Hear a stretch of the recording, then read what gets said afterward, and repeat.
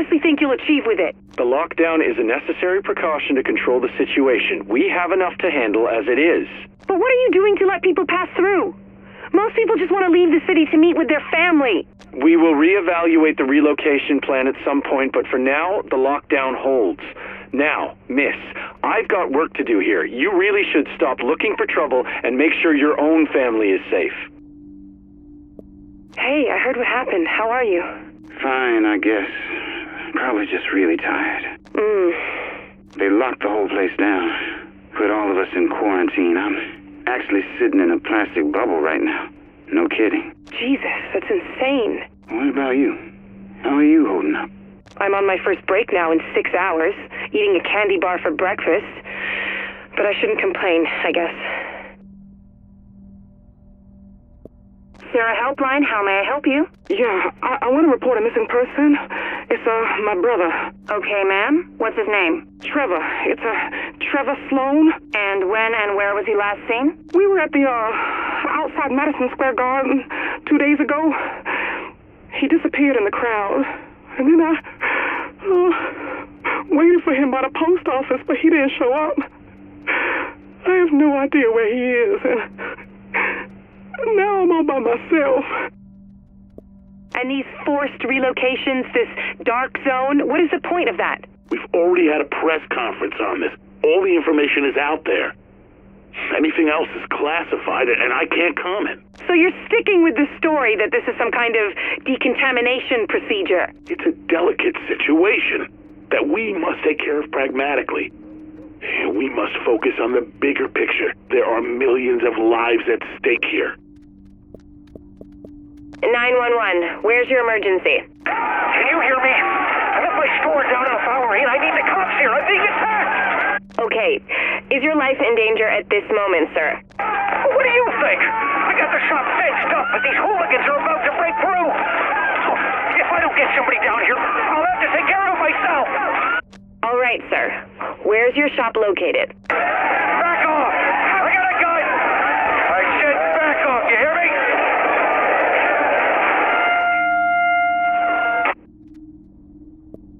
Sarah Helpline, how may I help you? Oh, thank God. I tried to reach the hospital, but I think I need some help. Okay, ma'am. If this is a medical emergency, you should call 911 instead. Is it an emergency? I have a fever, and I can't stop throwing up. I just can't stop. I think I need a doctor. Ma'am, I can forward the call to the emergency center. Can you tell me your name and address? I'm all alone. I don't want to be alone. And we got 3 more bodies since yesterday. Bagged up and decontaminated. Okay, we should have a pickup for you within the hour. Great. Honestly, I don't understand how you cope with it. Me, I'm really starting to... Hang on. Something's going on. Sir, you can't be here. This is an official Sarah Recovery Center. You'll have to... Stand back and no one will get hurt. We're only here for the supplies. No one needs to... Oh my God! Oh my God! I can't do this anymore. Bliss is completely out of control. He's got us executing civilians, and when Sergeant Alvarez refused, they shot him for treason. We need someone on the inside. I'm not killing another civilian. You shoot one civilian, we save 1,000. We're counting on you. You're beginning to sound just like him. Just carry out the mission. That's an order.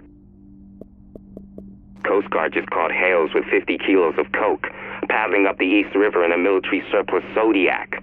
Engine failure. You're shitting me. No, ma'am. And where are the fireworks? I want to hear some Cristal corks popping. When we locked her up, she just wouldn't stop grinning. I asked her if she was happy to be home, and she spat in my face.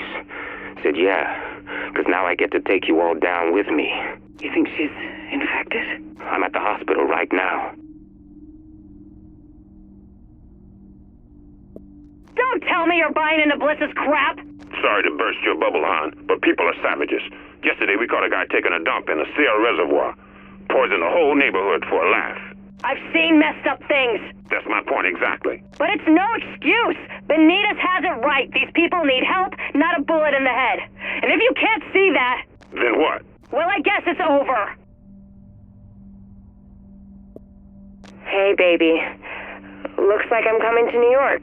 They're sending the army to Manhattan? Is it that bad? National Guard, baby. It's fine. We're coming to help the police and stuff. And you're not meant to know, so keep it on the down low. I'll call you when I know what's happening, okay? Okay. It's getting pretty scary here, Jane. You just hold tight and stay inside. It'll all blow over soon. You wait and see. Yeah, it's me. I have no idea when they'll let me go home. Are you at work? Tell me you're not at work. Listen, honey, we're having all kinds of trouble with the main turbine, and if the power goes off, the whole island's screwed. I can't leave right now, and even if I wanted to, well, the army's here, and... Wait, they're holding you there? Holy shit, Jack, are you okay? I'm fine, I'm okay, but I don't know when I'll get out of here. So go to Sandy's, take the boys, and stay inside. I'll get home when I can. I love you. City Council Accessibility Office. What can I do for you? Yeah, this is Staff Sergeant Max Cooper. I need translators to help man the depots. Armenian, West African dialects. You'll know better than me. Anything rare for New York. Most of the times we get families and someone translates for the rest, but shit, it's just crazy down here. I'll make some calls and get back to you. Thanks, ma'am. Much appreciated. John, it's Vic. I just got a call from Deb on the night shift. The inmates are starting to look sick. One of the guards must have brought it in, and it looks like the supply ferry isn't going to make it over, so I don't want you or Travis coming in. The jail's already understaffed. They'll riot. Yeah, I don't know about you, but I'm not paid enough to be stuck on Rikers Island with 20,000 cons with fucking Ebola or whatever. Don't go to work today, John. It's not worth it. 911, what's your emergency? Hey, hello? I'm down on East 21st, corner of 3rd Avenue. My friend, she's been sick, flu or something. She passed out on the sidewalk and she's not waking up. Is she breathing? I don't know. I think so. Her forehead's really hot. She's all pale and sweaty. Okay, make sure she's lying down on her side. Okay. Yeah, she is. Can you send an ambulance or something? As soon as we can. We've been getting an unusually high number of calls the last couple of days, but we'll be there soon. Just stay with your friend and we'll be there ASAP. So we've got 120 beds and an additional 25 now in the East Wing. All in use? Yes, ma'am, with a wait list. But that's just the start of our problems. We've got staff shortages as well. We can barely take care of the main building. I know. It's the same story all over. Yeah, Sarah's got their hands full. But we're barely functioning over here, and I'm afraid of the infection spreading to the other patients. Is there anything you can do to, I don't know, speed things up a bit? I'm sorry, sir. We're doing what we can. Hey, did you hear something about them closing the bridges tonight? First I heard about it. Who says? Frank said he heard it on the radio. Says the National Guard is doing a lockdown. What is this shit? Everyone getting all riled up over the goddamn flu? Yeah, it's messed up. I got bills to pay, man. And I can't pay no bills if I can't get out of the city. Mom, Jake says he's going to eat Raymond. He says there's no food in the stores. That's crazy talk. And that they eat guinea pigs in Mexico all the time. Honey, calm down. No one's eating Raymond. Now put Jake on the phone. Hello? Jake, be nice to your sister. I said she could have half. I mean it. Fine. But don't blame me if she starves. Detective Walensky speaking. Baby, someone's broken into the apartment. Don't go inside. Too late. But there's no one here. It's not safe. Nothing seems to be missing. Wait. Did you leave a $1 bill in the fridge? No. There's writing on it. For your piggy bank. Signed, your friend Reed. Don't touch it. Who's Reed? John, where are you? We're right at the gate. The National Guard haven't let anyone through in like half an hour. People are fighting with the guards. Shit! Someone just threw a brick. This is getting ugly. Where are you? We're about a mile behind you. Nothing's moving. People are leaving their cars and walking. Hey, what's happening? John! They shot someone! Linda! Get down! They... Ah! John! John! Hello? Anthony, have you heard the sirens? A man on the TV was at the hospital, and he said they've run out of room in the wards and are treating people in the corridors. At St. Jude's, even. I saw. Ma, listen, I need you to pack a bag, like when you stay over. Just enough for a few days. Can you do that for me, Ma? I'm not going anywhere in weather like this. Ma, listen, this with the hospitals and the looting, it's like Hurricane Sandy again. So Sharon and I are heading upstate, and we're going to swing by and pick you up on the way, okay? So start packing, and Sharon will help when we get there. Hey, I love you, Ma. I love you too, Anthony. 911, what is your emergency? I'm the nurse at Beach St. Elementary School. I need an ambulance. We have 2 very sick children in the infirmary. They're running high fevers, vomiting, extremely photosensitive, and I can see spots developing on their legs and chest. Please hold. Hey, man. I've been thinking, how many Empire State Building guards you think went to work today? Shit is biblical out there, bro. And you're thinking about urbexing a major New York landmark? Exactly. Shit's biblical. You want to die in a tent covered in pus, or at 1,400 feet taking a selfie? Neither? Fuck it. Let's do it. There's my boy. Bobby, I got through. Got someone at the press office. What'd they say? They said they don't know, but the home games are canceled indefinitely and the airports are shut, so no one's traveling. I mean, the whole league's closed down. They can't just not play. I know. The whole world's gone nuts. Tom, what are we looking at? Since the smallpox announcement, NASDAQ's down 300 and dropping like a rock. Smart money's expecting the NYSE to bottom out. Look, either way, we sell short. Jesus. You'd think it's the end of the world. A few people die and everyone with a cough thinks they've got the plague. That's what I'm counting on. Finally, yes, hello. I took out a travel insurance policy with you on November 20th for my stay in New York. Now, I'm sure you've seen the news. All the flights out of New York are canceled and I'm stuck here, but now my hotel is telling me you've stopped paying for my stay. Yes, ma'am. Unfortunately, our travel disruption policy does not cover flight restrictions due to public health concerns. We are not liable for any expenses incurred. Oh, hell no, you are not pulling that shit on me. Get your manager on the line. I'll hold. Hey, where'd you go? We were all set to raid. My mom's gone insane. She had me check for rashes again. I'll be on lunch. She's insisting we all eat together and pray and shit. Sucks to be you. Since the curfew, I've leveled up my alt to 24. My mom doesn't even let me leave my room. It's awesome. I'll be online soon, I swear. School ain't gonna be closed forever, man. You're missing it. Listen, I know what we talked about, but I'm not sure this is a good idea. Look, you remember the rats? We set traps for days and it worked, right? Poisoned the whole colony, only all them dead rats started rotting. It stank to high hell and we had a zillion bugs. We ended up trucking 2 tons of rancid rat corpses to the incinerator. Yeah, but that was rats. I mean, this is a whole different thing. No, it ain't different. It's the same. They don't have places to put the dead no more, and there's more of them. Thousands of them in their houses, in the streets. If someone doesn't do something, it'll be just like the rats. We're going tonight. Bring fuel. Hey, it's me. Don't be dead yet.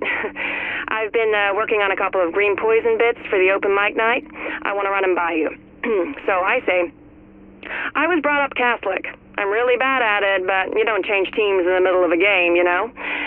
But now it's like, things are starting to get a little scary, right? I mean, maybe I ought to give this God guy a chance. Not committing to anything, just, you know, like when your mom pesters you for the 12th time about setting you up with a hot dermatologist who just moved into her building. I mean, how bad could it be, right? I don't know. Is that funny? Call me when you get this. Don't be dead yet. Hey, honey, how's Lisbon? Wearing thin. Listen, I don't have good news. They've grounded the entire fleet, and it looks like nothing commercial is flying to the USA or Canada. So you're stuck there? Lisa, everyone's stuck everywhere. I don't know how long it'll be before I see you again. But your parents are coming in for Hanukkah this Friday. Are you going to make it home by then at least? I don't know, sweetheart. I promise I'll try. Hey, sweetie, you're calling early. Hey, okay, listen, something's seriously messed up here. I think we have to leave town right now. What are you talking about? Can you pack your bag, the little green one, just whatever basics you need, not too heavy. I'll pick you up in a minute. We need to move fast. Babe, what's going on? Look, we can't wait or we'll be stuck. They're locking the island down in an hour. Okay, I'll pack the bag. Hey, you reached the back yet? Yeah, door's busted.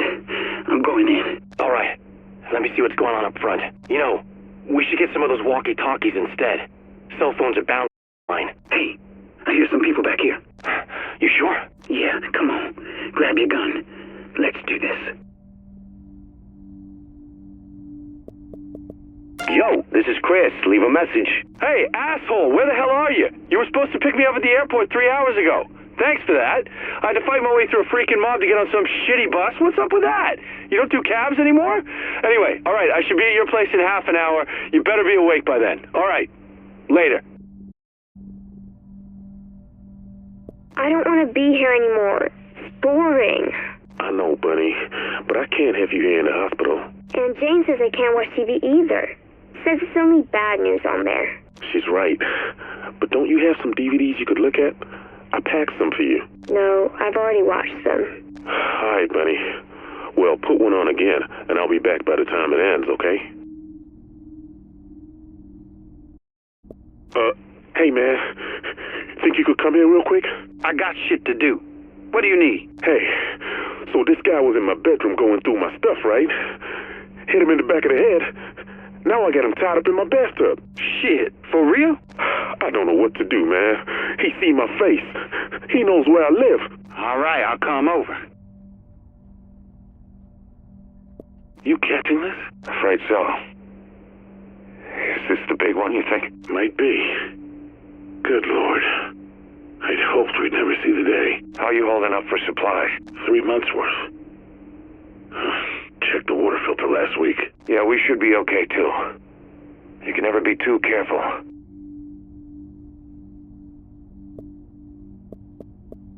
Can't take your call, but you know what to do. Hey, Kim. This is Alvaro. I just wanted to call now with, everything that's going on here, and, well, basically I just wanted to let you know that I always have, since we were kids, and, well, I hope that you're well, somewhere, and that if things turn out okay, I just hope you're okay, Kim. Bye. Hello, caller. You're on the air? Yes, I'd like to take a moment to let everyone know that what we're experiencing now, this is not the end of the world, or anything like that. The world existed long before us, and will exist long after us. What we're seeing here is, in fact, our just reward. We've mistreated the planet. We've mistreated society. We've mistreated ourselves. There's nothing unfair about this at all. But hopefully, this time, it's just a warning. And hopefully, future generations will learn from our mistakes. That's all I have to say. God bless us all. Go for Rachel. Your message won't leave itself. Hey, Rach. I'm just calling to see if you're okay. We left it on pretty bad terms, but I do want to make sure you're all right. They say this thing's going to get worse before it gets better, and... Look, I don't have the right to tell you what to do, but keep off the needle, okay? If you need an ear, let me know. I'll be there if you need me. Welcome to Pricer House Customer Service. Due to recent events, our stores in the greater New York area will be closed until further notice. We apologize for any inconvenience and hope to continue providing quality food and service as soon as possible. Thank you. And we've got Cindy with us now, live on the phone from New York. What can you tell us about the current situation? Yes, Stephen, it's a chaotic scene here at the Lincoln Tunnel as citizens try to push through the JTF checkpoint before it closes indefinitely. There's still no official word on how long this lockdown will be in effect or what relief Sarah will provide to those who are left behind, many without power or heat. Emotions are running high, to say the least. And what's going to happen to the people who don't make it through the checkpoint? Have you been told anything? The JTF has an issue, but honestly, it doesn't look great. Many of these people have packed their belongings in cars, but those cars are backed up on Dyer Avenue. Hey, watch it! Dad? All routes in and out of Manhattan will remain closed until quarantine is lifted. Hey, buddy, what's wrong? I think they're trying to break in.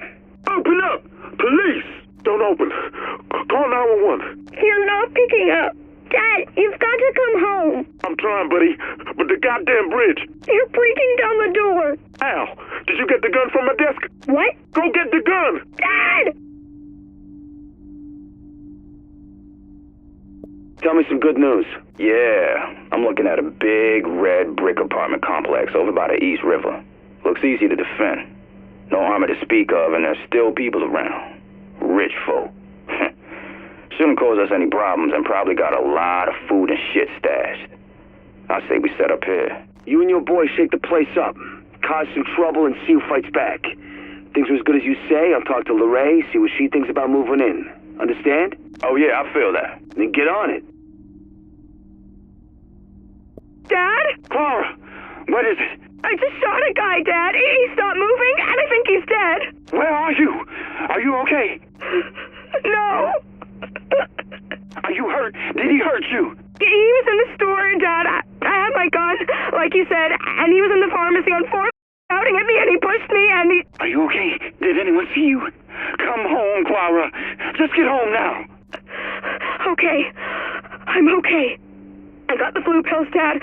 I got the throat spray, too. I'm coming home. I found the mother load. What? 8 sacks of Kenyan AA green dry. Can't be more than a couple of months old. Coffee beans. Are you insane? I know, right? I got a gas-fired air roaster, too. Come on, I know you like French roasts. How the fuck did you... No, never mind. I'll be right over. Dude, they're here right now. Sarah's setting up an A station right on the corner. I told you, man, didn't I? They're behind the virus. They're behind the National Guard coming in. Soon they'll be trying to vaccinate us. It's all about control, man. The one world government, they tried it after 9/11 with the flu vaccine. That didn't work, so now they've engineered another false flag attack on the heart of the free world. 9/11? You were 8 years old. Will you ever shut up about this conspiracy shit? Hello? Hello? How does it look? It's a box full of bees. How the hell should I know? Ugh, Jesus, there's bees on me. Good, good. They're still active. The honeybees work all winter if they have food. Do they look well? They look like bees. The city is going to hell, Dad. Why am I doing this? I do it myself, but they've shut down the buses. Hey, look, honey, the winter won't last forever, and we have to be ready for spring. You look after the hive, and soon we'll have honey again. It'll be fun. God has a plan for us. Well, sure, but it's 5 in the morning. It's later than you think, Gary. Don't you see? The signs are all around. What are you... You're saying this is a... God is knocking on your door right now. Are you gonna answer? What? I mean, Luis, is that you out there?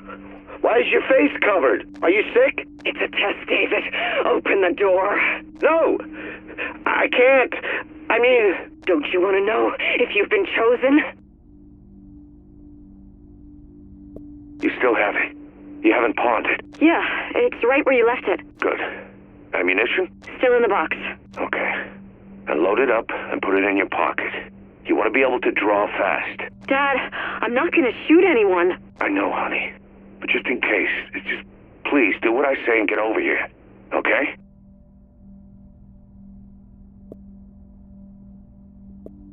Hey, son, what's up? Nada. Chillin'. You want to do this thing today? Yeah, I guess we can. Better now before shit gets too crazy. All right. Well, let's meet in the alley and head over from there. All right, see you in 10. Yep. Sis sure will be happy to have her toilet fixed. OMG. Did you see Arya's new video? Holy shit, it's so awesome. I can't believe her look. Did you hear she's dating the singer from that Swedish band? What? No way. He's on fleek. His hair is gorge. I love him so much. She's like the luckiest girl in the world. Get off the phone. Come see what's on the news. I gotta go, babe. Mom's getting jelly. Love you. Late. Okay. See you later. Call me. Damn, these game things are expensive. What's a kid supposed to do with a $400 game box thing anyway? They need something good in their lives, babe. It's been a tough year. I know. Listen, how about you and me, we just give each other cards this year? I mean, do we really need more stuff? Really? I just want a family, honey. Just get your kids to call me Mom, and I'll be good. I think you're gonna be Janet for a long while. You don't think this console will do the trick? We'll see. Love you, sweet thing. You have to come. What's so great about this place? Oh my God, it's incredible. The whole club is like a hospital, and you sit in wheelchairs and you drink out of IV tubes, and if you want snacks, they bring them to you in bedpans. With everyone getting that flu? That's like in the worst taste ever. Jesus, you're seriously no fun since you hooked up with Max. At least I'm not eating out of bedpans, bitch. Mwah.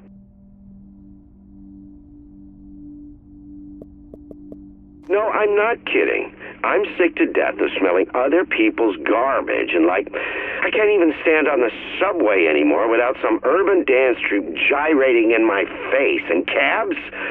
God, I might as well be driving the car myself. Oh, please. You know you love it here. Honey, you are here, and I love you. That's different. Yeah, he sneezed into my mouth. What? And you know what's weird? It wasn't even my worst date this week. Okay, now you have to come to Brew Place on Saturday. It's in Brooklyn. You learn to make your own craft beer. We're all going. Craft beer in Brooklyn, hipsters? Is this 2012?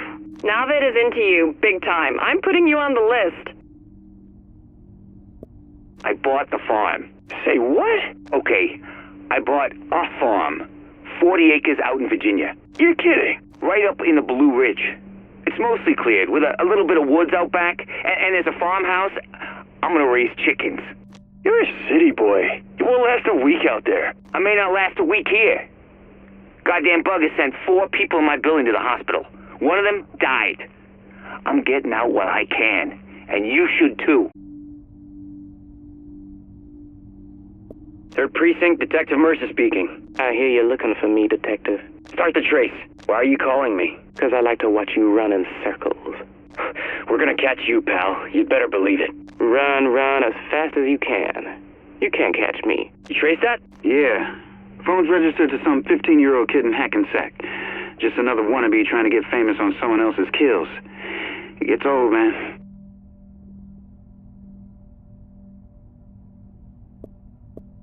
Out of ham?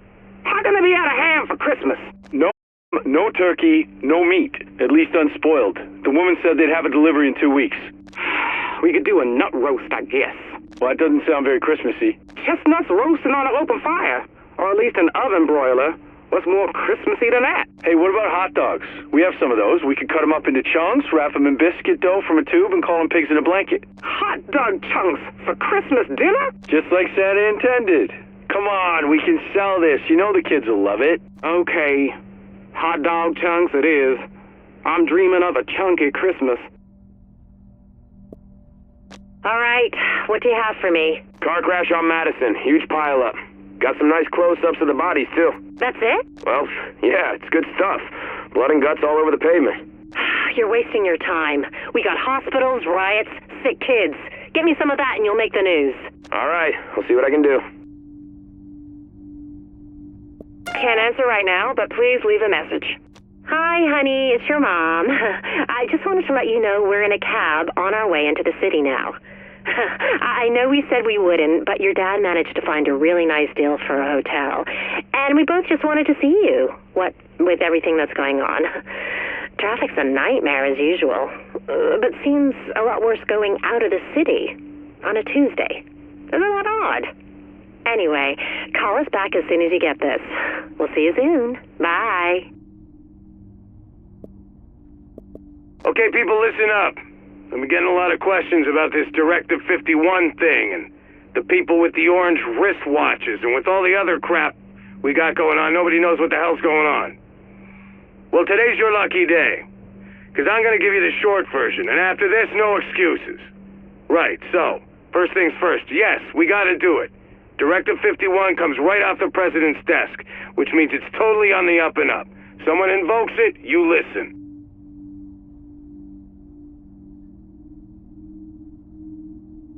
What does it say? It says a lot of things, but the part that matters is this. Certain people are now authorized to do whatever the hell it takes to clean up the big messes. Nuclear, biological, chemical attacks, pandemics, giant monsters, that sort of thing. As you might have guessed, their current situation qualifies. They're called the Division, and they're being activated as we speak. How do you know who they are? Look for those damn orange circles. You see the glow, then you'll know. Who are these people? According to Directive 51, they're sleeper agents recruited from the civilian population to be activated only when the shit well and truly hits the fan, which, if you ask me, describes things pretty good. They're not military, they're not SEALs, they're not secret agents, they're people, coming from the people to help the people. They've been trained to maintain order and public safety in domestic environments under extreme circumstances, so people like us are able to do what we do best. They could be anyone. Your neighbor, your dentist, your wife, you name it. All that matters was that someone thought they could do the job when things went to shit. And when they got the call, they dropped whatever they were doing and they hit the streets, because that's the kind of people they are. And yeah, I'm about as happy about this as you are. Somebody in D.C., called the Strategic Homeland Division, didn't have a lot of faith in people like us. Then again, you look around, maybe planning for something like this was the right idea.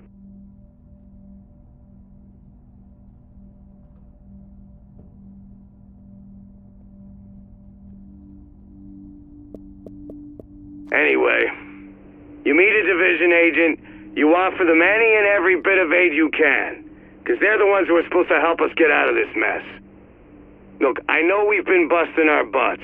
All of us. Firemen, cops, animal control, you name it. The whole joint task force has been doing a hell of a job. But sometimes, you gotta call the cavalry. Crisis gets too big. There's just not enough of us to go around. The city needs more than we can give. So, you want the formal language? Here it is. Effective immediately, we will be liaising with the division. Our ops will be run jointly. We will have some autonomy on strategy and implementation, but division agents will have the ultimate authority if it comes to that. Hopefully it won't. You're in the field, you don't need to wait for some division honcho to tell you to pull the trigger. Now I know the next question you're going to ask, because a ton of you have already asked it, which is what happens to them when this is all over? I know you're worried that maybe we get through this thing and these division types are going to be running things from then on. The good news is you can relax. According to the directive, once the immediate crisis passes, they're deactivated and they go to hell home. They're not taking over New York, they're not replacing us. They're here to do a job and get the fuck out. Because they got lives and families they want to get back to. But right now, worrying about what happens when we beat this thing is pissing into the wind. We gotta beat it first. And we're gonna need these division types' help to do it. So, the first wave of agents has been activated, and I know some of you have seen them in the field. How many are coming? I got no idea. How many waves? Same thing. As many as they got, I hope. But it's not up to me. You are encouraged to talk to them, get to know them, and most of all, find a way to work with them. Build a relationship.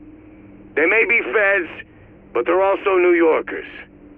We're all in this together.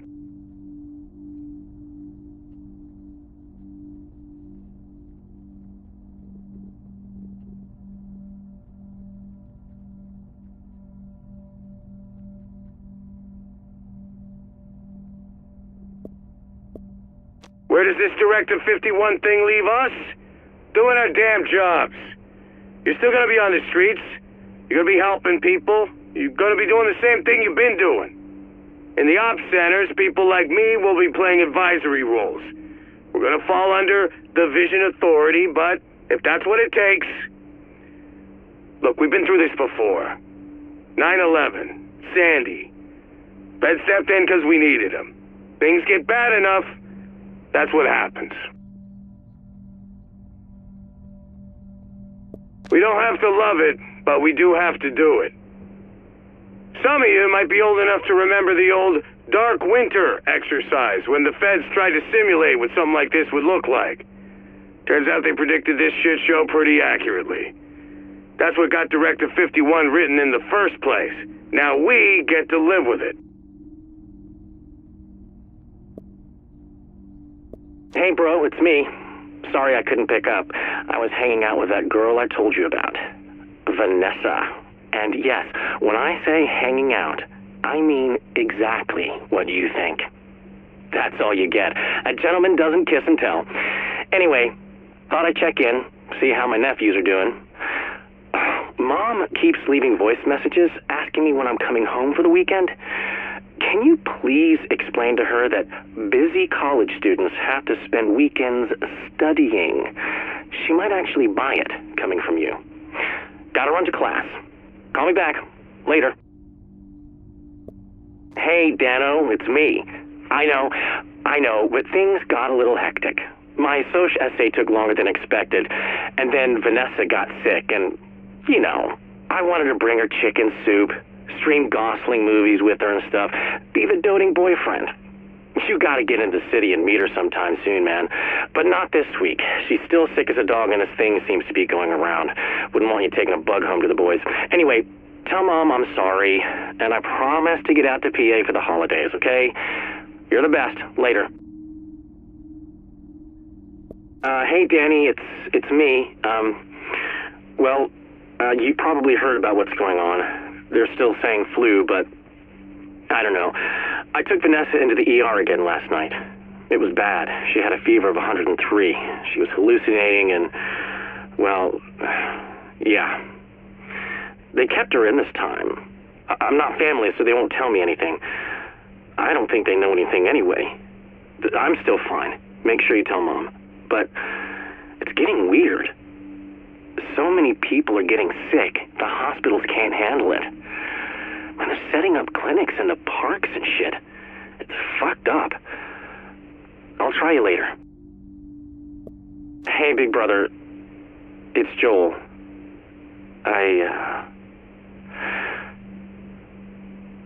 Vanessa died.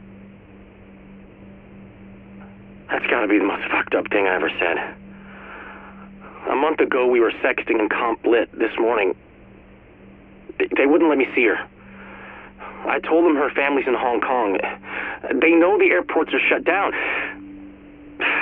Jesus, this all happened so fast. I don't know where she is, Danny. I don't know what they did with her. University canceled classes. Bridges, tunnels, everything's closed. I'm stuck here. Tell Mom I'm fine. I'm not, but I'm not sick at least.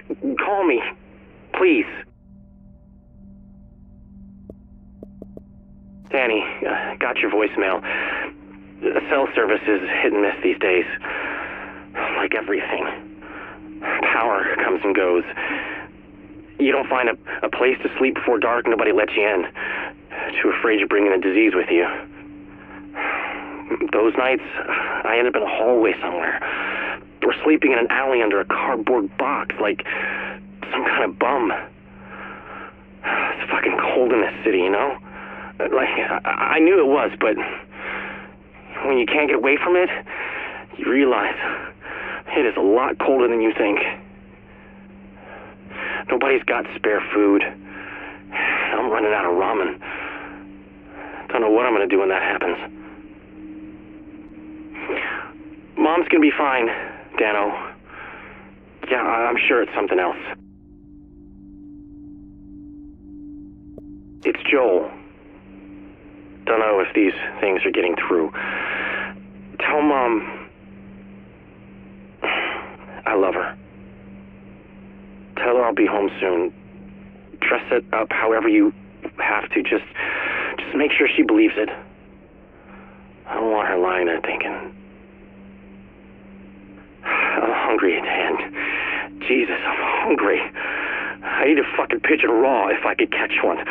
The Sarah people were handing out MREs, but they didn't have enough, and people started getting rough. I didn't, but I can't blame them. Hunger, it gnaws at you, like your brain's eating itself from the inside out. I lied. I got rough, but I got something to eat. You don't need to call me back. Got your message. Thanks. I'm glad it was quick, I guess. I wish I could have seen her before. Dan, today I saw these guys on the street, standing around this old man. They wanted his suitcase. They didn't know what was in it, but they wanted it anyway. And he didn't want to give it up.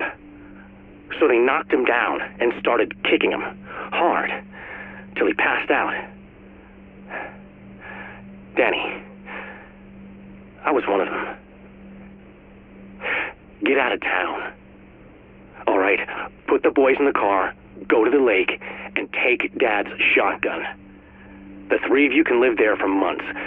Do it, Danny, before it's too late. Dan, you stopped leaving messages. Why'd you stop leaving messages, Dan? I have news. Tons of things to tell you. I'm doing better. Found some folks to hang with. The right crowd. Strength in numbers. We take what we want, who we want, when we want. We eat every single day. Darwin, man. These are my people. We're gonna survive. You're never gonna hear this. It's gonna live on an NSA server somewhere in Nevada, like the nuclear waste they bury in the desert with the cockroaches nothing can kill. Soon we'll all be gone. The cockroaches will rule the earth. Good fucking riddance. Are you recording this? No, that's fine. When we're done, you're gonna let me go, right? That was the deal. Anyway, my name is Sharona Diaz, and I was a nurse practitioner at Bellevue, the hospital. Worked there 16 years, so I've seen all kinds of bad stuff, but nothing like this. Okay, I'm sorry, the first cases we got? Early December, the night of the 5th. They started coming in, just a couple at first. The symptoms they presented looked like flu, and that's what we thought it all was. I mean, we knew it was going to be a bad season, and that's what we thought this was. So we gave them fluids and sent them home like you do. I mean, how were we supposed to know?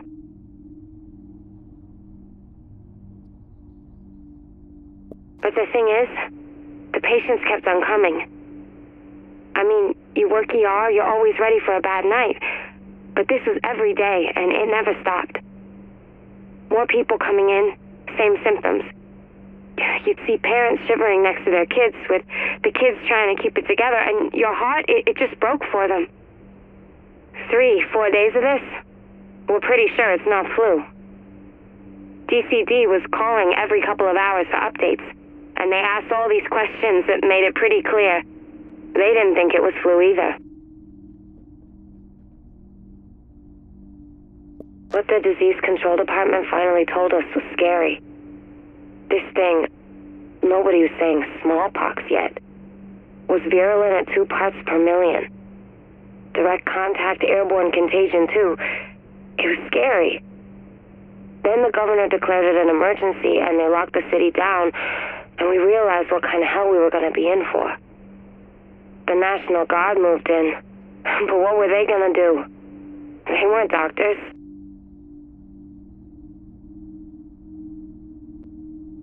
The 8th was when somebody finally said smallpox.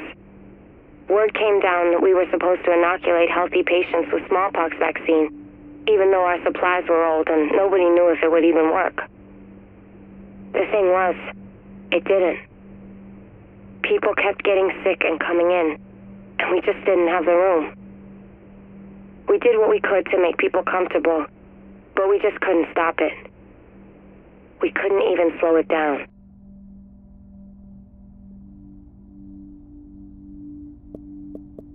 That's when it all turned into alphabet soup. First, Sarah rolled into town, thinking they got this under control. Catastrophic Emergency Response Agency. More like, can't even run anything. They started setting up these mass treatment facilities in Midtown, which took a load off us, but didn't do much else. On the 11th, people started dying. By the 13th, the morgues were full. And on the 14th, we had to start turning people away.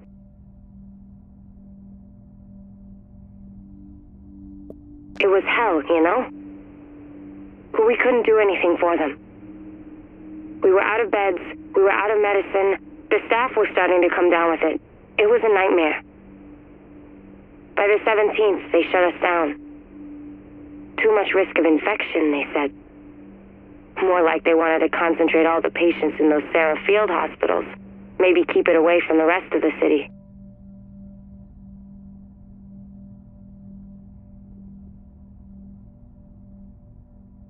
What happened next? You know what happened next. The Joint Task Force tried to hold things together, but really, what were they gonna do? Cops and firefighters and weekend warriors? The city was falling apart. Too many people were sick. Too many jobs weren't getting done. And then, they lost control of those Sarah facilities and had to wall them off. It was just too much. Me? I got out before they shut the doors to the dark zone. And now, all I want is to go home. You're gonna let me go, right? You said you were gonna let me go.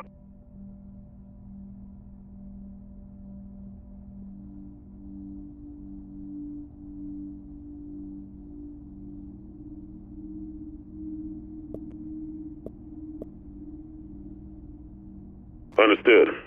Yes, ma'am. Yeah, I was in the dark zone when we pulled out. Yeah, I'm okay to talk about it. My name? Specialist Robert Armitage, Jr. Army National Guard, New York. 42nd Infantry Division. Yes, ma'am, it's a mouthful. Electronics engineer. Wife and 2 kids in Utica. Mobilized mid-December after the governor declared a state of emergency. We knew there was an outbreak. We didn't know of what. No, ma'am. My experience, they don't tell you those things unless they're relevant. And it wasn't. Not yet. Well, you join up, you pretty much give them leave to do whatever they want to you.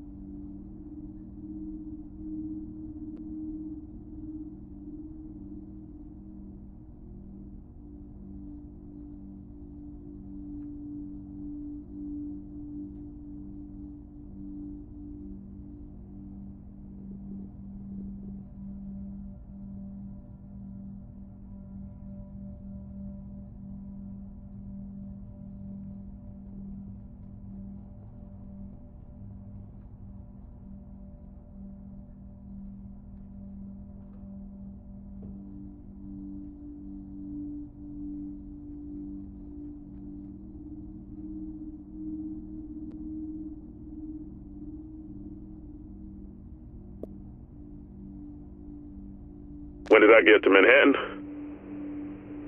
Early days. right after the outbreak. They mobilized us on the 7th, had us in transports to the city on the 8th. Quarantine was already coming down. It was weird as hell to be traffic going into Manhattan and not see anything coming out. People hadn't started dying yet, but already things were pretty shaky. Half the city was sick, and the other half didn't go to work because they were afraid of getting sick.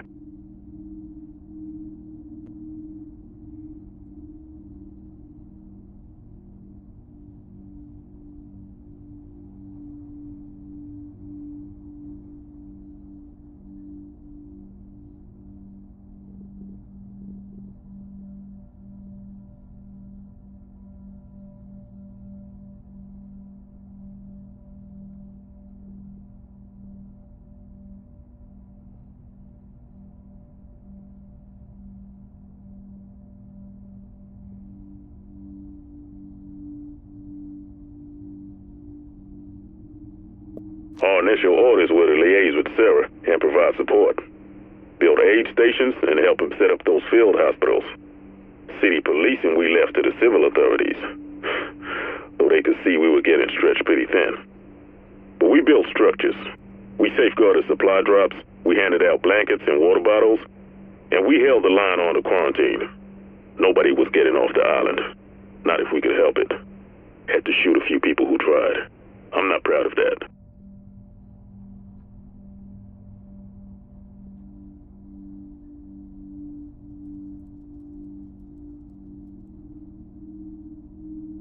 Then people started dying. For real dying. Not just old folks and kids. People were dropping dead in the streets. People dying in their apartments and nobody would find them for days. The hospitals, they were turning people away because they had nothing left.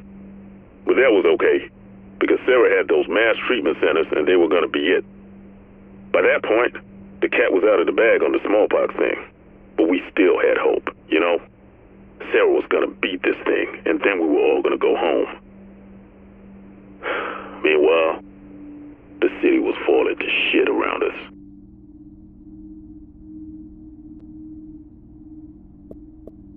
The ATF, they were trying, doing their best during all this. Firemen, cops, crossing guards, you name it. All of them trying to keep things running when the water stops flowing and the lights start going out. And all you got is a badge and a promise that things are going to get better. People start getting crazy in the streets, stealing food, taking it from their neighbors. What are you going to do? After a while, they linked us up with them and called us all JTF. But it still wasn't enough. Early days, there was talk of hooking up with that PMC someone paid to guard their offices on Wall Street. Last Man Battalion, they were called. Complete bunch of shitheads. If they played ball, maybe things wouldn't have gotten so bad. But their CO, this Bliss asshole, he decides they're not working with nobody. So suddenly we got a war going with those guys while the disease is out of control. Not enough we got a superbug trying to kill us. Goddamn Merc's gotta try it too.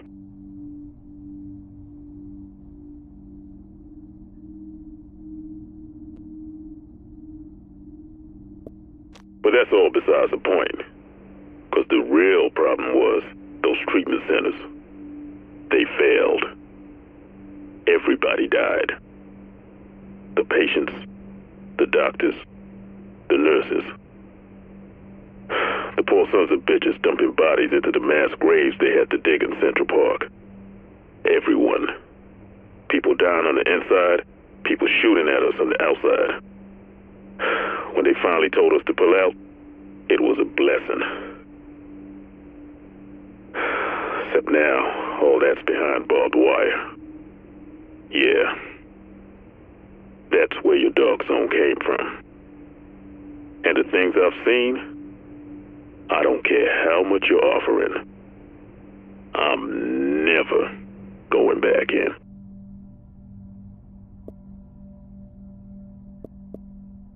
God damn it! I was there. I was right there. I could have saved those people. I could have saved the whole fucking situation. Here's what I don't get. How do you recruit the best of the best and not allow them to do their fucking job? Son of a bitch. Thing is, we pull out now. We can't ever go back. The whole area just becomes one big dark zone. Totally lawless. Jesus, we're letting them win. Stop it. Stop being a pussy. Get a fucking grip. Think, goddammit. Idiots. Motherfucking idiots. How dare they? How dare they? Okay. First of all, I owe myself an apology. Emotional outbursts are unacceptable, certainly unprofessional, no matter how provoked. So, I apologize. I forgive myself. I move forward. Good. Now the question of the moment, this betrayal, this changes things. Things have changed. This is clear. We have been lied to. We are sent to do a job. Things get tough. Suddenly, we're not allowed to do it. Rules are broken. Values discarded. A city abandoned. This is the truth. This is reality. The man behind the curtain. I have to tell the others. Okay, progress report. I've spoken to several other agents about the division's betrayal. This wasn't easy given our cell structure. I only knew the agents in my cell. One was supportive, two were not. Every war has casualties, as I've been reminded. But the one led to others. I'm obviously not everyone will be persuadable, but a 1 in 3 success rate is more than expected. I also received an unexpected connection to Colonel Charles Bliss of the Last Man Battalion. I'm told his might be a friendly ear. I look forward to bending it. Progress report. Colonel Bliss proved receptive. A man of rare wisdom and insight. Not to mention a fine tingle malts. New challenge. With most of the initial wave of agents either dead or playing dead, the division has apparently activated a second wave. Smaller than the first, it seems. Poor planning. For want of a nail, the war was... I'm sure they're good people. Unfortunately, they can't be allowed to succeed, so we'll have to cut some assignments short. Nobody said saving the world was going to be easy. Progress report. It looks like the Last Man Battalion's the best bet, at least in the short term. I've set up a line of communication with Lieutenant Colonel Charles Bliss, and it's proving mutually beneficial. There's a certain overlap of viewpoints there, and some shared ambition. He's a man who has a vision for this godforsaken rock, one that I can work with. We've already collaborated on one operation in Brooklyn, but taking down a helicopter is just a first step. Let's see how it goes. I've had an idea. It's a good one. Think about the virus. What do we know? That it's similar to smallpox. Not smallpox, but similar. Which means it's a designated variation. Smallpox is the base on which a designer made alterations. Now, live smallpox exists in only 2 places, DCD and Russia. The base virus had to come from one of them. DCD? I would have heard if their security had been breached. So, Russia. Think about the designer. Are there virologists with connections to both New York and Russia? In fact, there are 2. One's Russian, one's American. A little research tells me both were in New York on Black Friday. Thank you, Shade Tech.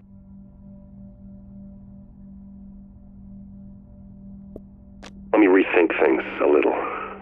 Did some more digging into our 2 virologists, specifically their work. That's where things got interesting. Now, if I'm reading Chernenko's abstracts right, there was no need to steal the smallpox, not when it had already been decoded and digitalized and set up to be tucked into an email like any other attachment. And that digital genome was just sitting there, waiting for someone with the right know-how. and the right equipment and the right imagination to make it live.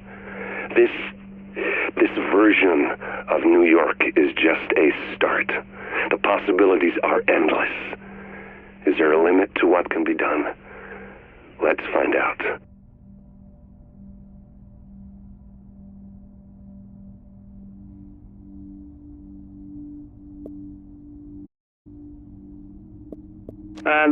Lieutenant Colonel Bliss, this is Arthur Tran, Hollander New and Creative Associates. First, let me say what a pleasure it is to be working for a company like yours and with someone like you, so devoted to keeping our great country safe. I've sent you the storyboards for the proposal for your firm, which we're calling Island Thunder. It starts with a flyover by a wing of attack helicopters, all firing full blast. Behind them, there's a massive explosion, followed by a pan down to where we see one soldier in your company's uniform taking out a dozen enemies with a massive machine gun. Tasteful heavy metal, and a voiceover that emphasizes the sorts of awesome adventures your men have been on a day-to-day basis. Tell me what you think.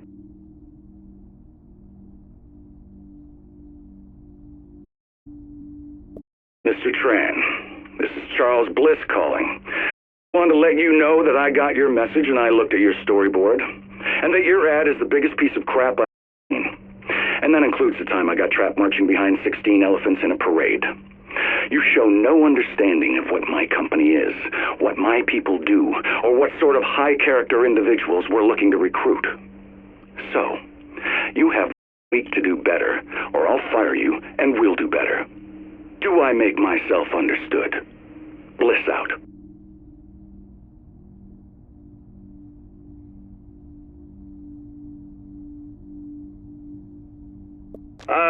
Lieutenant Colonel Bliss, sir, first let me apologize for the previous effort we sent you. That was the work of a junior associate who has, of course, since been let go.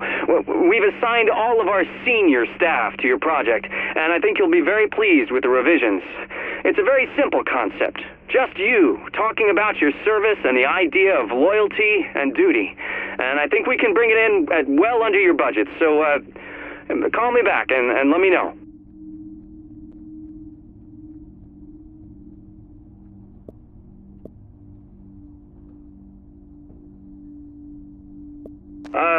Lieutenant Colonel Bliss, sir, first let me apologize for the previous effort we sent you. That was the work of a junior associate who has, of course, since been let go. We've assigned all of our senior staff to your project, and I think you'll be very pleased with the revisions. It's a very concept. Just you, talking about your service and the idea of loyalty and duty. And I think we can bring it in at well under your budget, so call me and let me know.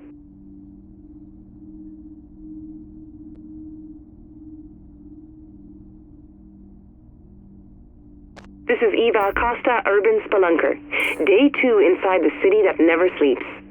Last night was pretty freaky, but today's a whole different story. I mean, it's cold as hell, but I've never seen the city look so amazingly peaceful and majestic.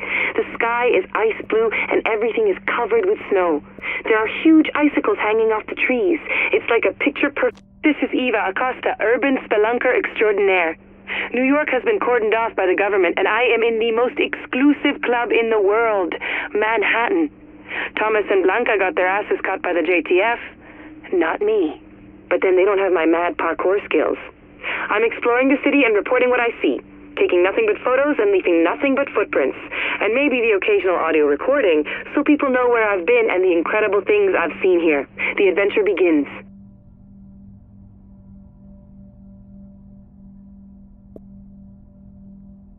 This is Eva Acosta, Urban Spelunker, and this is my first night exploring the Big Apple. Gotta say, it's spooky as hell here. Really a very crowded place, but it is creepy how quiet it is now. Hardly any lights, just the wind howling through the buildings. Can you hear that pack of dogs? Don't know if they have rabies or what, but I am keeping far away from them. It's a moonless night and it's dark as hell. The streets are full of snowdrifts, and there is nothing moving anywhere. No traffic. Nothing. Don't think Manhattan has ever been this quiet.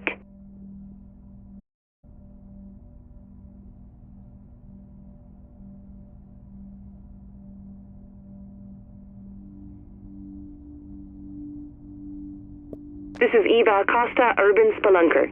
Day 2 inside the city that never sleeps. Last night was pretty freaky, but today's a whole different story. I mean, it's cold as hell, but I've never seen it look so amazingly peaceful and majestic. The sky is ice blue, and everything is covered with snow. There are huge icicles hanging off the trees. It's like a picture-perfect winter wonderland. I went by the zoo, and it looks like someone let animals go. I wonder if anyone's feeding the ones still there. What the hell is that? Is that the National Guard? What are they doing? There are prisoners in chains being dragged behind trucks. Oh shit! They see me!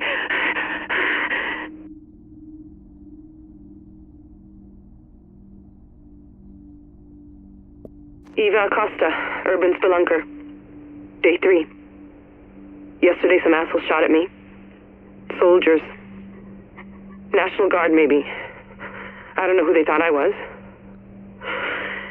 Anyway, I'm in Midtown today, not far from the Empire State Building, in front of Abel's department store. My papi used to bring me here when I was little to watch the Thanksgiving Day parade. There's a parade today, but I don't like the looks of it. Guys wearing gas masks and big tanks on their back are leading a group of people into a circle. Some of them are crying. I'm afraid to get any closer because I don't know what they're doing. Maybe I should take some pictures. Oh my God. They're burning them. Oh my God. This is Eva Acosta, Urban Spelunker, and I gotta get out of the city. It's like, oh, people are going crazy.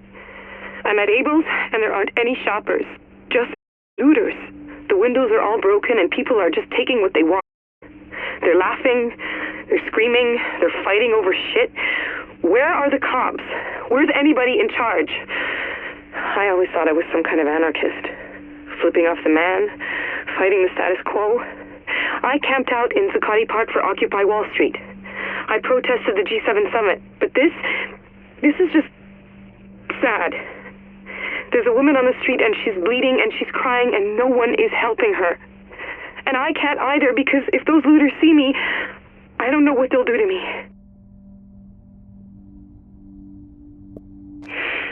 This is Eva Acosta and I can't find a way out of this fucking city. I'm almost out of food and I don't know what to do. There's a whole lot of desperate people camped out in the train yards, but I think a lot of them are sick. There's no way out through the Lincoln Tunnel. There's no way across any of the bridges. There's no way out anywhere. Getting in was easy. They're not watching for people trying to get in who'd be stupid enough to want in, but getting out? Oh, shit. I hope I'm not getting sick. I think I better head for the train yards. I don't know where else to go. At least there's safety in numbers there. If someone finds this recording, I'm hoping you can get a message to my parents in Teaneck, New Jersey. Isabel and Ramon Acosta. Tell them Eva loves them. Tell them I'm sorry.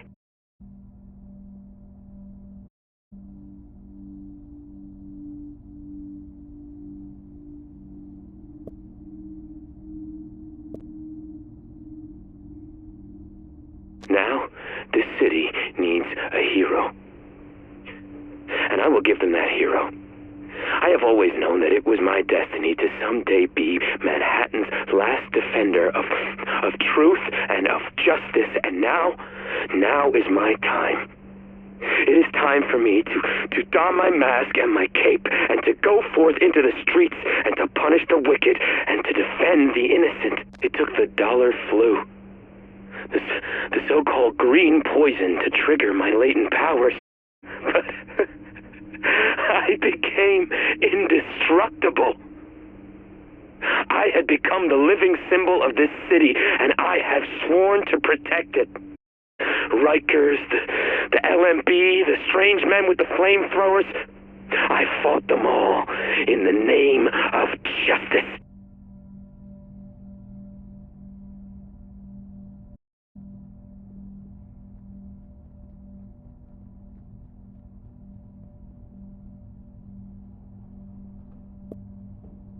I made myself a costume. I took Kevlar from them and I stitched together and I made a mask. Cape. The cape was not very good in a fight though, so I got rid of that after a while, but I always took the fight to the enemy. I stopped them from attacking the innocents, dropping down on them from roofs, preventing them from preying on the weak. And the Riker who tried to follow me back to my apartment, I am sure that I lost him before he... Wait, what was that noise? I'll be back in a minute.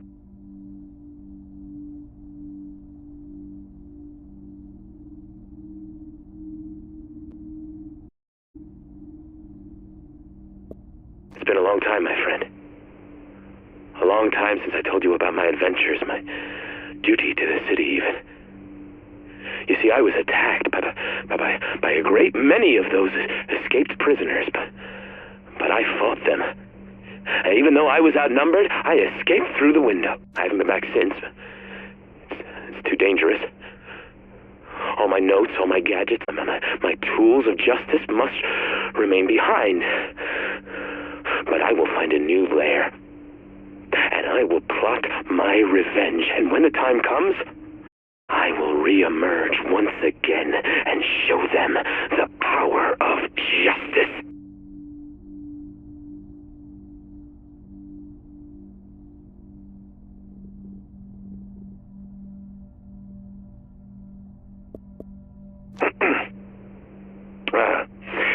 I am Vitaly Chernenko, physician and virologist. I live in Novosibirsk in Russia. I will record this journal to document the events in New York City after what they call the dollar flu outbreak. I am fortunate to be in New York now as I am to speak at Sinai Hospital Medical Conference.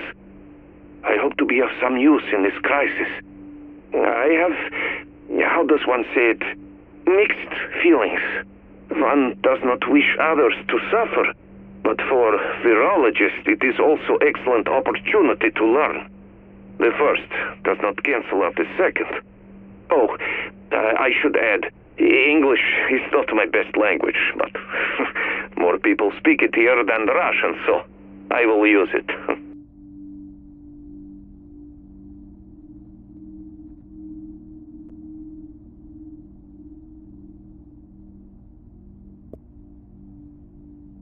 My talk at the conference has been postponed, as is the conference itself.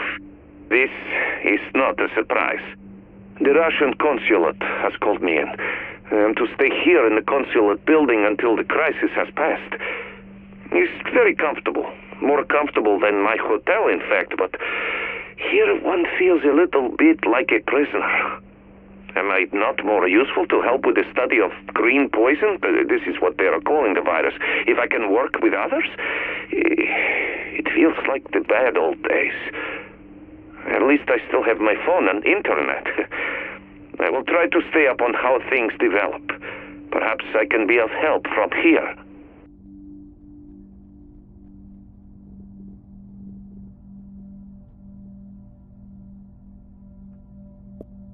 This is all very frustrating. I have a colleague in New York, Dr. Amherst Gordon. He was at Vector for 1-year exchange years ago. Productive time. He was very interested in my work, taking a dangerous virus, Ebola, say, and make small changes to the genome to make the virus less deadly but also more fertile.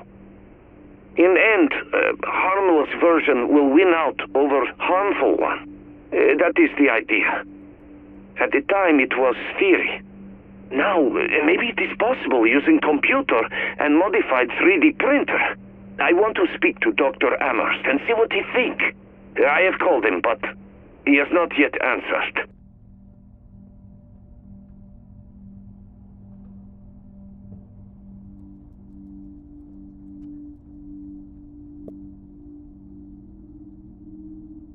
I am troubled by the news. The DCD says the virus may be smallpox, but the live smallpox virus is kept in just 2 places in the world, DCD and Vector in Siberia, where I work. It is very, very hard to access if one does not have the proper security clearance. If this is true, the one behind this may have the connection to DCD or Vector. They may even be known to me. It is disturbing. Still, no answer from Dr. Amherst. I am concerned for his health. I want to go to his home to make sure he is safe, but I am not permitted to leave consulate. I am too vital to Russian interests. So they tell me. Пожалуйста.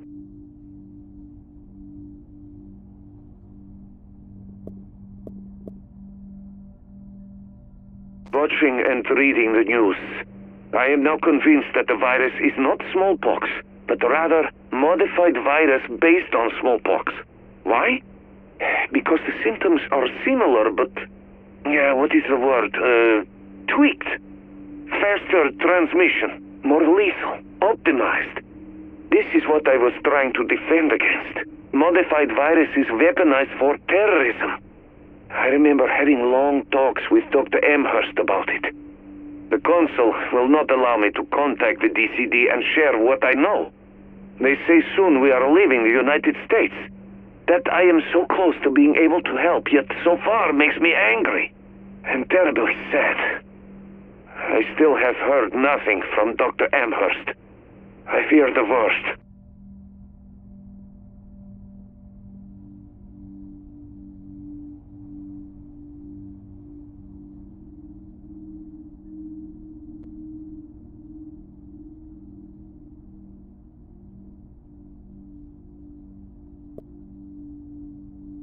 I am so furious. They left me. They left me. For weeks, I did as I was told. I came to consulate. I did not contact DCD.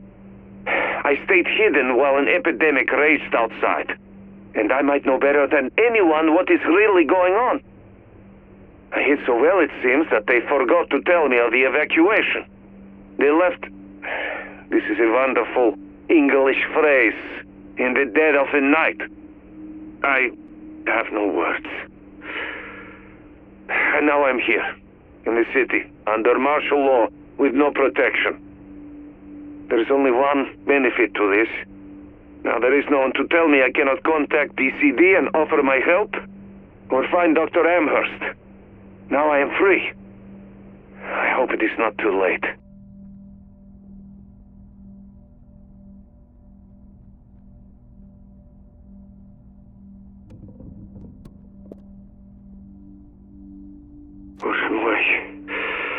Outside is worse than I expected. Before I thought this was a crisis to get through, then rebuild. Now, I'm not so sure. I want to go to Dr. Amherst's home to see if he's alive, but I do not think it is safe to do this. The streets seem dangerous. There are almost no police. This is not the New York I remember. It is wiser to stay in consulate for now, I think. At least here, the internet sometimes works. I have alerted the Russian embassy in Washington to my presence. They say they will come for me when blockade is lifted. Until then, I wait.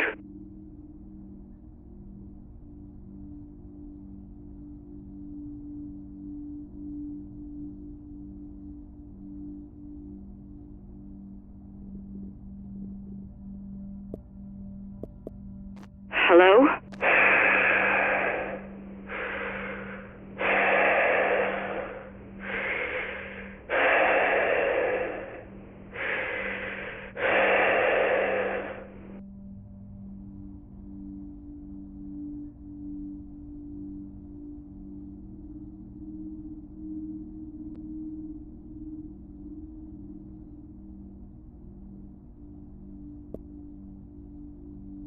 Sylvia.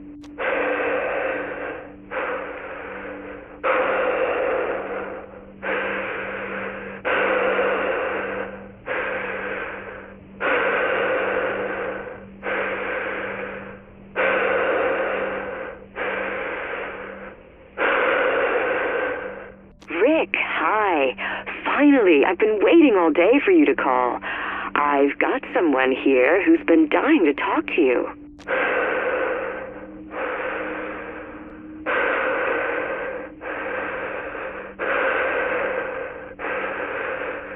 Ricky? Is that you? What the hell is wrong with you, boy? Calling this young lady in the middle of the night? I raised you better than that.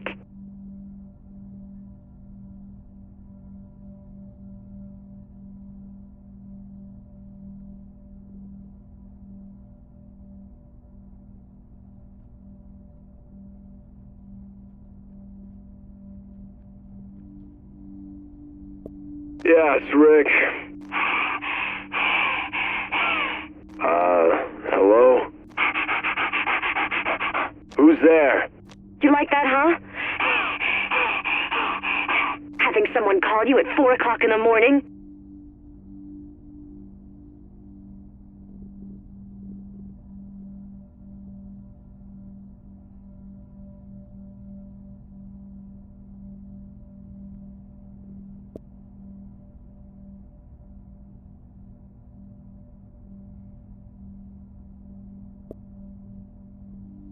Hey, this is Allie from 89.8, your home for the best music. Am I talking to Naomi? Yes, How old are you, Naomi? I'm 9. Well, Naomi, you are a very lucky little girl because if you can answer one question, you're going to be a finalist for a chance to see the Nutcracker at the Lincoln Center. Yay! Now listen carefully. Can you tell me who wrote this song? It's Peter Ilyich Tchaikovsky. My grandma taught me that. You've got a very smart grandma, and you're a very smart girl because you're now entered to win those tickets. Keep listening and you'll find out if you won real soon. Okay, bye.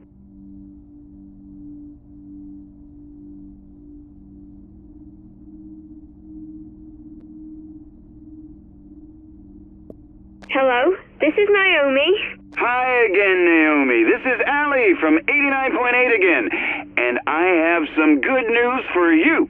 What? Princess, you are going to see the Nutcracker at the Lincoln Center. Grandma, we won! We won! So, who are you going to take with you? My grandma. Well, you tell Grandma to make sure you have a great time, okay? Okay. Now, put your grandma on the line so we can get her those tickets for you.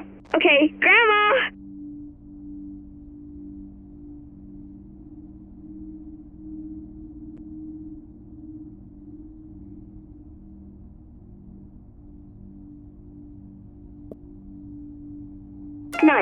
What's your emergency?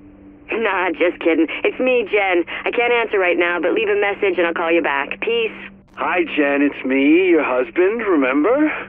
I've been thinking a lot lately with everything that's happened, and it just occurred to me how much I miss you. I close my eyes and I can still see you walking down the aisle in that tight white dress. My God, what a body. You used to drive me crazy. Can't believe how young we were. And stupid.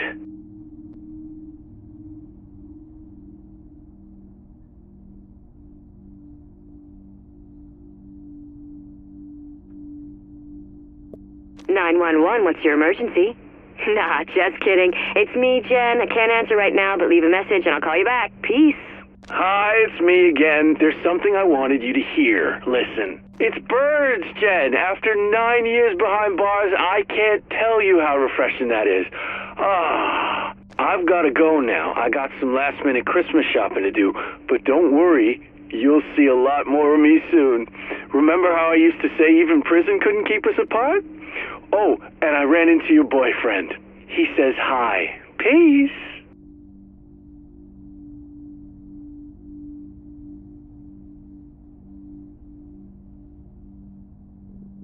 What's he doing now? He's going into a jewelry store. Oh my God. You know what this means? It doesn't mean anything. No grown man goes into a jewelry store at 11 a.m. on a Wednesday. He's not the affair type, Alex.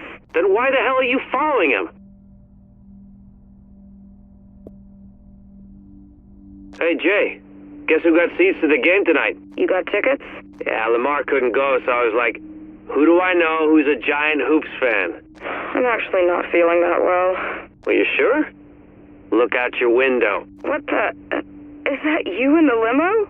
So how about it? You feeling better yet?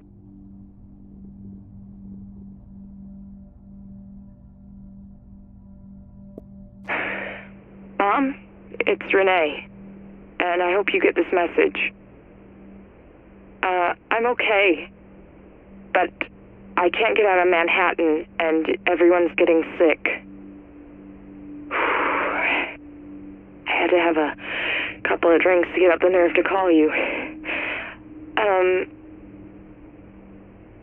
There's something I wanted to tell you in person, but now I don't know if... I'm gay, Mom. I've always been gay. This is why I came to New York. And Julie isn't my roommate, Mom. Well, she is, but... yeah. I hope you're okay, Mom. And I hope you're okay about this. And that you don't hate me. And that you're okay.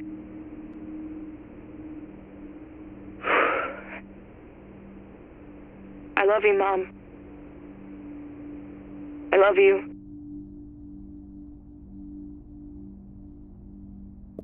Renee, it's your mother. I got your message, and... I know, honey. I've known for a long time, and it's okay. Nothing you could do could stop me from loving you. But Renee, I've seen the news. I'm so worried about you right now. What I need you to do is to be strong for you and Julie. Stay safe and look after each other. I love you, Renee. Call me when you get this.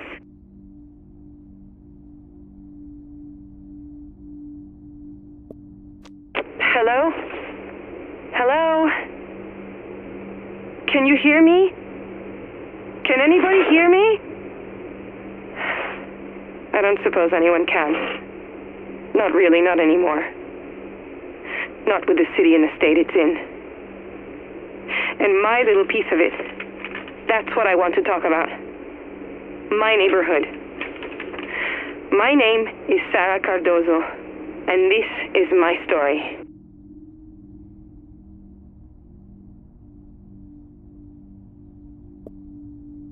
This was a good neighborhood. A nice neighborhood. People looked out for each other when they had troubles.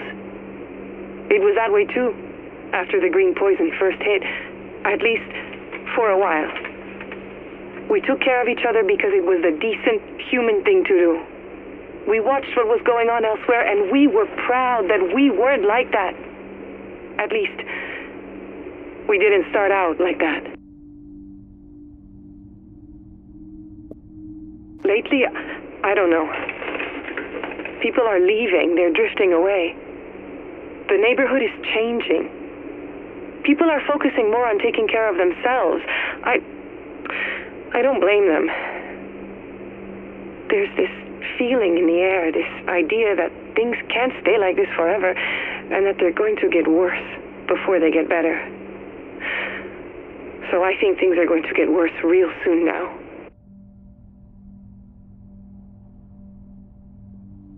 There we are. I knew something bad was coming. There was a man walking down the street in a hazmat suit with, and I cannot believe this, a flamethrower. Every time he saw a body, he turned to it, and it was horrible. He did that to every dead body, and then, when he saw a girl out looking for food, Elizabeth, the Hirsch girl, he tried to burn her too. Thankfully, she got away, but my God, what kind of sicko do you have to be to want to torch a child?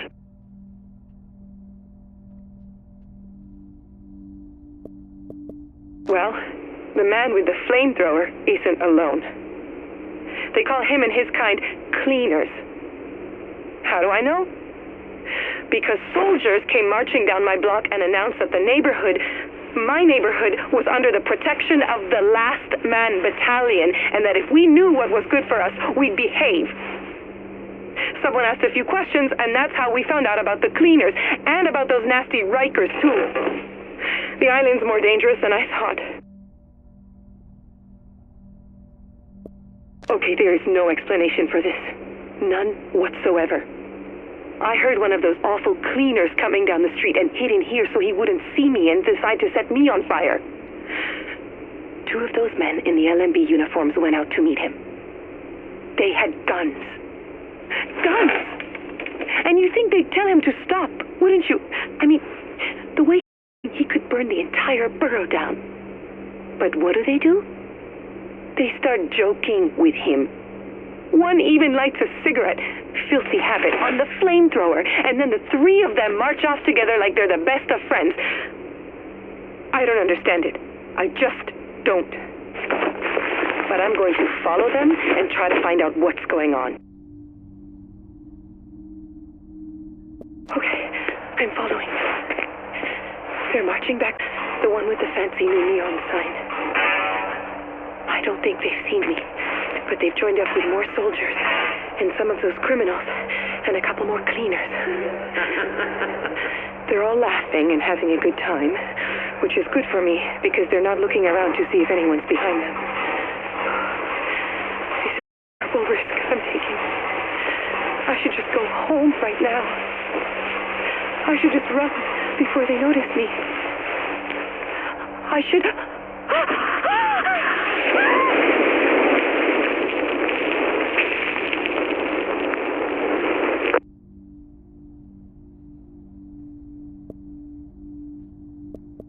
My name is Sergeant Russell Colfax, and what you are about to hear is the whole unvarnished truth. Why? Because I'm sick of all the goddamn bullshit pussyfooting around that's been going on here, and someone needs to talk plain sense, especially since the top brass seems to have lost their goddamn minds.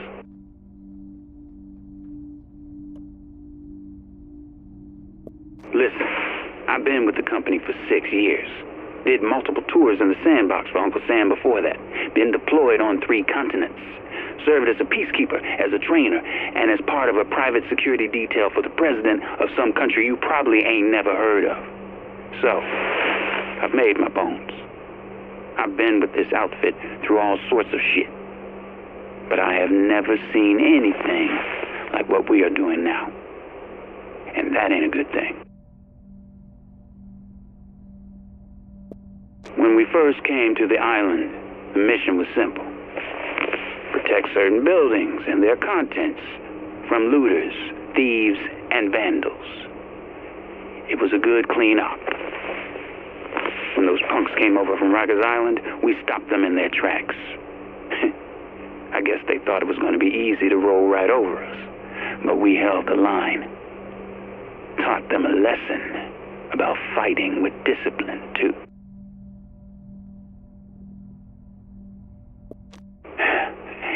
And there's the cleaners. Oh my, the cleaners. Crazy, each and every one of them. Gonna burn down the whole city to save it. Dressing up like monster men with bright shiny bombs strapped to their backs. Yeah, that's a great move, isn't it? We used to pick them off just by shooting the napalm tanks they were wearing and waiting for the explosion. And so obsessive. Try talking to one, and all you get is burn out the infection. Yeah. Nice talking to you too, man. Don't get burned playing with matches.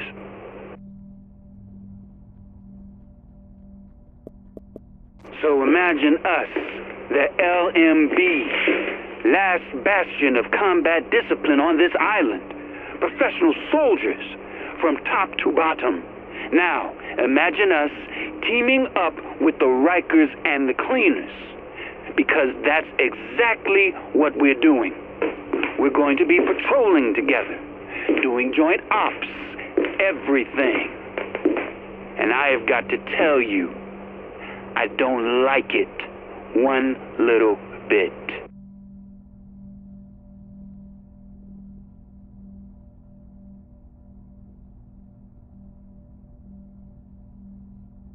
Now, the brass says there's a good reason for us to be working with the others out here. They say they've called a truce, maybe even made an alliance because all of us have gotten screwed, one way or another, by that piece of shit, Aaron Keener. And they say Keener's been spotted on the West Side Piers. And that's why all of us are moving in, to hunt that little bastard down. But man, I just don't get it. We beat those other guys. One group's crazier than a shithouse rat, and the others a mob with no discipline. What the hell do they have to offer us? You ask me, it's going to be more work keeping them in line than we'll get out of them. If you ask me, it's not worth it. But nobody's asking me, which is typical.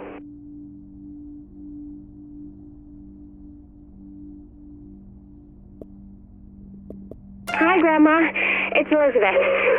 Mom said I should always call you to let you know what was going on, so that's what I'm doing right now. First things first, I'm okay. I'm fine.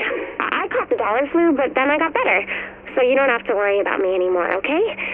It wasn't any fun, but I'm super better now. Now, the bad news. Mom's sick. But if I'm immune, she's immune, right? That's how this works, isn't it? I love you, and I'll talk to you soon. I hope you're okay.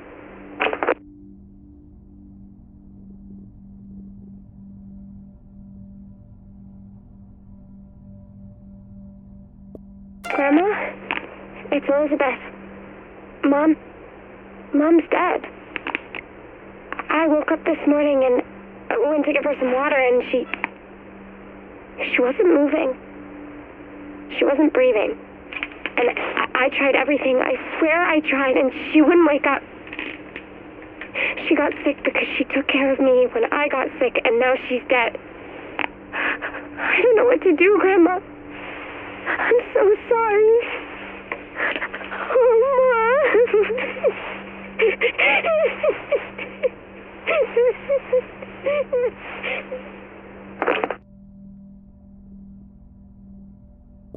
Hi, Grandma. You haven't called back, so I'm getting worried. Please call if you can. Tonight's my first night without Mom. The apartment's just so quiet. I'm gonna stay here and keep the door locked and just pretend nothing's wrong.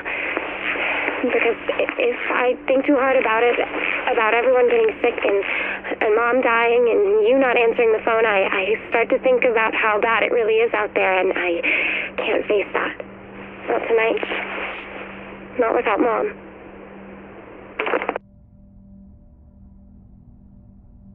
Hey, Grandma. Well, the inevitable happened. I ran out of food in the apartment.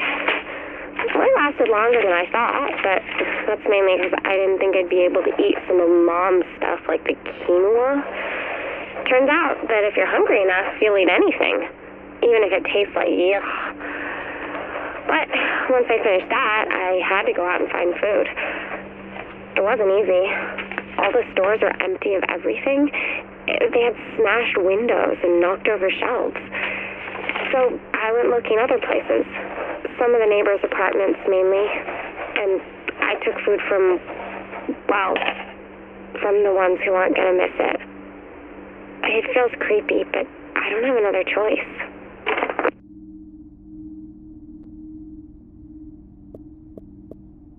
Today was scary, Grandma. I was outside looking for some food when this guy started yelling at me. I ignored him the way Mom always told me to, but he wouldn't stop. Then he started chasing me, and he had a crowbar. And I ran. I dropped everything I was carrying, and I ran, and he kept chasing me, and nobody came to help me. I went and I ducked down an alley and climbed over a fence, and he couldn't follow me. And then I ran some more so he wouldn't be able to find me if he came around the other side. Later, I went back for the stuff I'd been carrying, and it was all gone. I'm so hungry.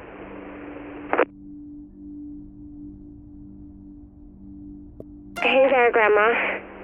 I keep on thinking about that guy who chased me. How someone came along and stole all the stuff I was carrying. I don't think I'm going to let that happen again. I started carrying a knife. One of Mom's good ones from the kitchen. The next time someone chases me, they're going to get a surprise. Because I can't just run and leave everything. Not when food's so hard to find.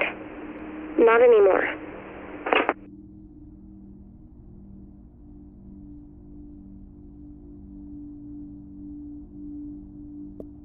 Hey, Grandma. I'm guessing you're probably gone too, but I'm gonna keep calling as long as I can. It just feels like I should, somehow. I think you'd be proud of me. And so would Mom. I'm a survivor, and I'm gonna keep on surviving. There's talk of a refugee camp open near the garden. And maybe I'll go there. Or maybe I'll stay here and keep making the best of it. Whatever happens, though, it'll be my choice. And no one's gonna force me out. No one's gonna take what's mine. No one. Goodbye, Grandma. I love you.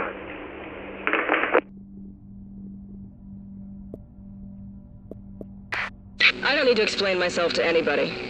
This is not a plea for understanding, nor am I looking to justify what I have done. Choices. I made them, and I'm comfortable with what I did. No, I'm recording this because I don't know how long I'm going to last out here, and someone should hear this story. Someone should hear the other side.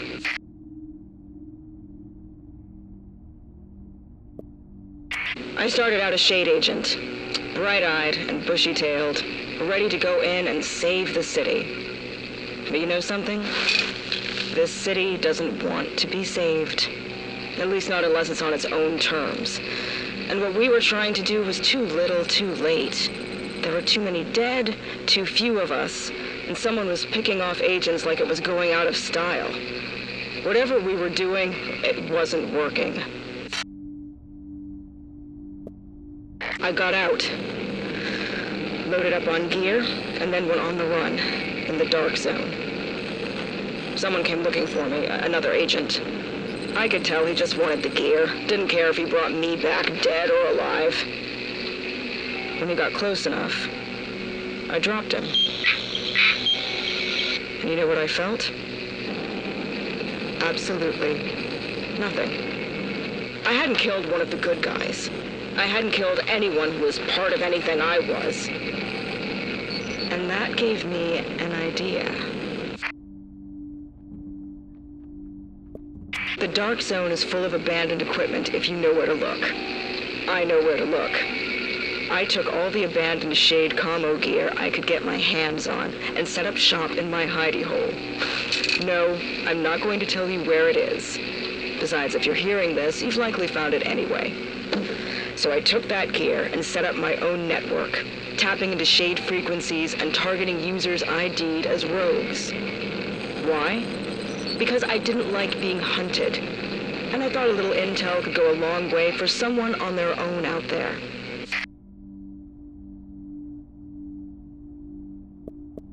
I don't trust anyone. Out here, you can't trust anyone. They call us rogue for a reason. We're all just out here trying to survive. And as soon as you start building something bigger than yourself, someone's gonna want to come along and knock it down. So I do what I do, which makes me useful to everyone out here.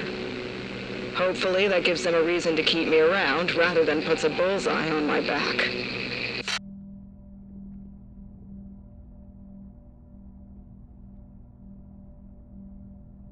Where am I? Doesn't matter. What's next? More of the same. I'm going to keep broadcasting as long as I can, sharing intel that gives everyone out there just a little better chance of making it to tomorrow. I'm not looking for trouble, but if trouble finds me, I'll be ready.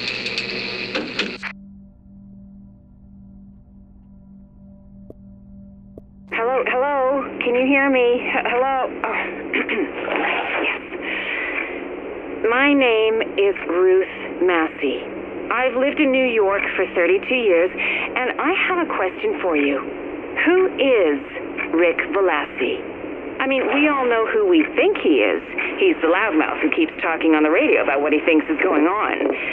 But is he really that? Or is what he's saying intended as a distraction to keep us away from the real truth? I think that's what's really going on here. That Velassi is a mouthpiece for something or someone, and it's his job to spout opinions that hide the truth. And I'm gonna prove it. I'm gonna take down Rick Velassi. Just you watch me.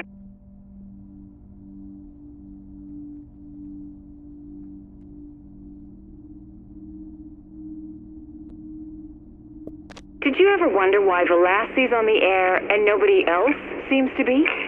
Why does he have the technology to keep pounding out his drivel when no one else on the entire island of Manhattan, the greatest city on planet Earth, seems to be able to get a basic ham radio set going?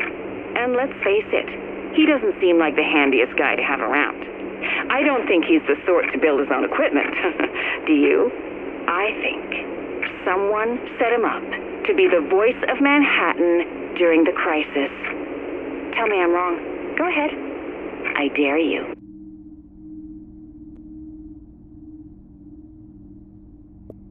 So, I went digging into Rick Velassi.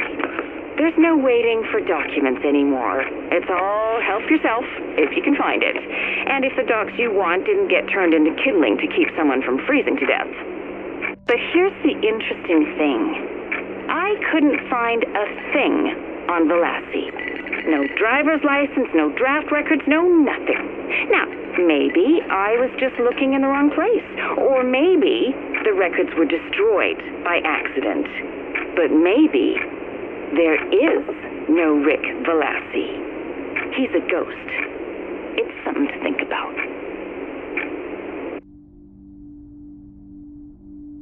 I'm still trying to dig into Velassi's past, and I am getting nowhere. There's no record of where he lives, and no employment history. It's like the government just made him up out of whole cloth when they needed a voice to go out on the airwaves. For all we know, he's not even in Manhattan. He could be in a condo up in Boston eating cheese munchies in between broadcasts, and they just pipe him in down here.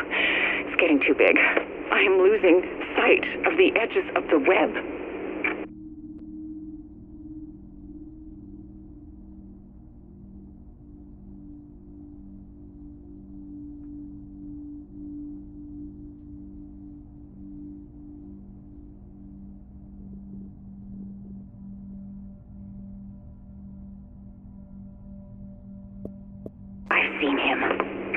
I've seen someone I'm pretty sure is Velassi on the street in Morningside Heights.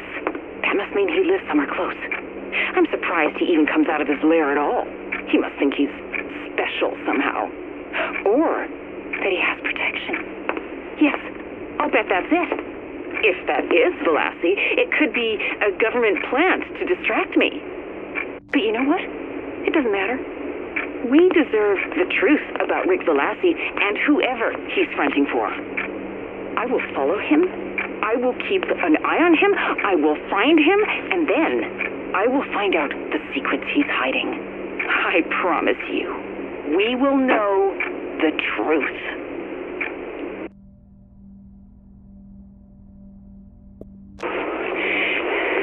This is going to be my last broadcast. They're listening. I mean, I always knew they were listening, but now I know they're listening, and I don't know how much time I have left. I'm giving up on the Velassi story. It's too dangerous. It's too big. Bigger than you think. What he's tied up in, Manhattan is only the tip of the iceberg. If I keep looking into it, they're going to kill me. Maybe they're already going to kill me. I don't know. Maybe this is too late. But I am telling you, whatever you do, stay away from Rick Velassi. Stay away from...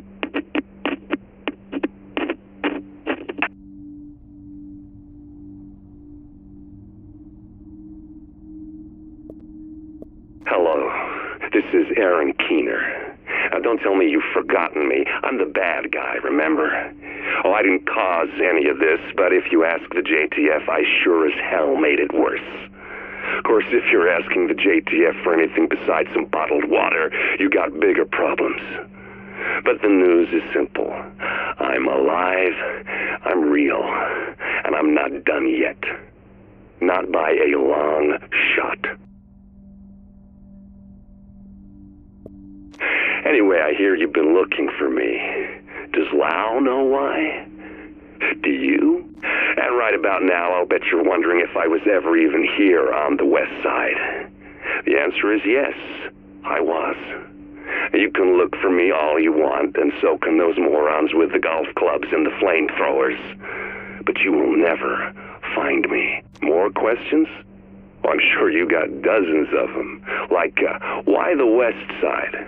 It's easy enough. I needed a few things, and Central Manhattan had been picked clean. And why let the factions know I was here?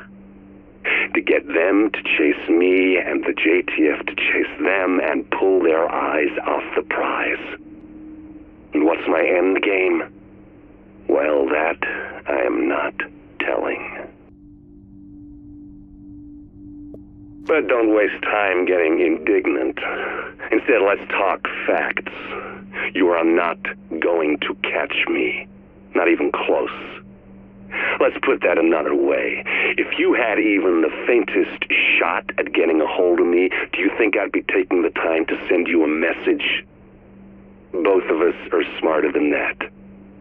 But at least I've got your attention, and that's all I want. For now.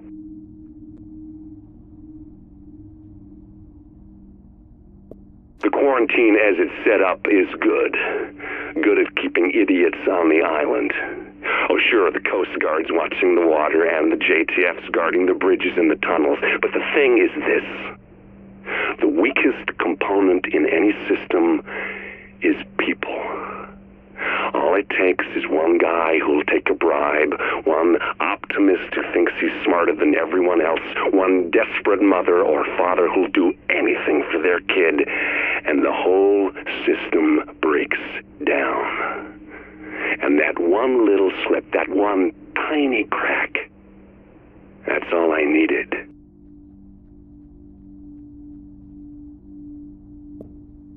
And now, I'm gone.